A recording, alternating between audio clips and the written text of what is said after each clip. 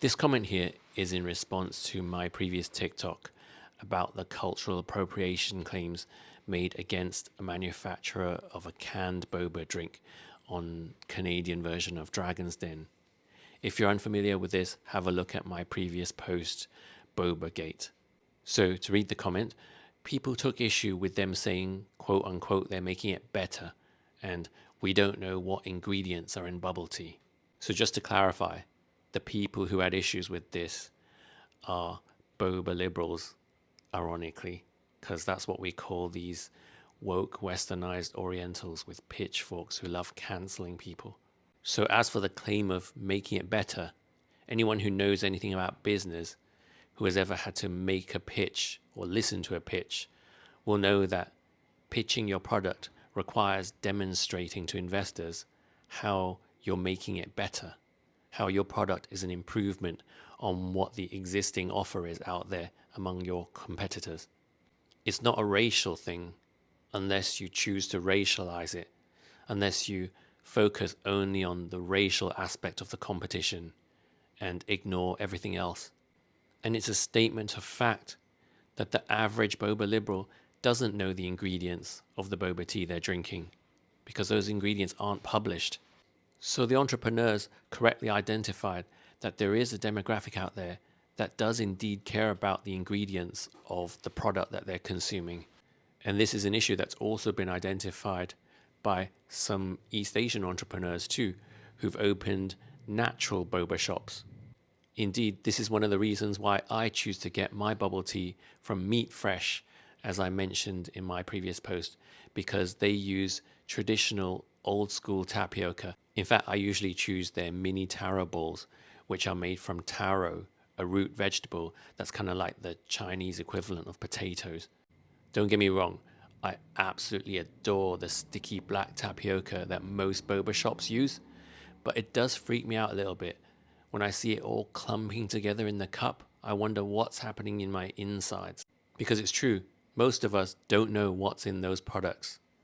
I mean, what we do know about Taiwanese boba tea is that they used English sweet milk tea and tapioca from Brazilian cassava root.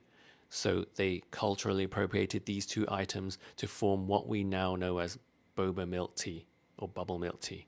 But aside from that, a lot of the drinks served in bubble tea shops are made from chemical powders of unknown origin. And popping boba generally consists of bright, artificially colored chemical syrups encased in a strange clear coating, and it has virtually nothing in common with the original Taiwanese pearl milk tea. So what this company is appropriating is not that. Most Taiwanese people won't touch it. And all Hong Kongers who are old enough will remember that the bubble tea industry virtually collapsed about 10 years ago and thousands of boba shops went out of business. It became very unfashionable to drink boba because of multiple high-profile health scares concerning both the drink and the tapioca. First of all, health experts were concerned about the chemicals that went into the drink being associated with cancer and diabetes. And then there were scares about the tapioca that was being mass-produced in factories in my motherland that were not using the cassava root. In 2015, the Hong Kong Free Press published an article under the headline, "Fake Chinese Bubble Tea Pearls Made from Old Tires and Shoe Soles."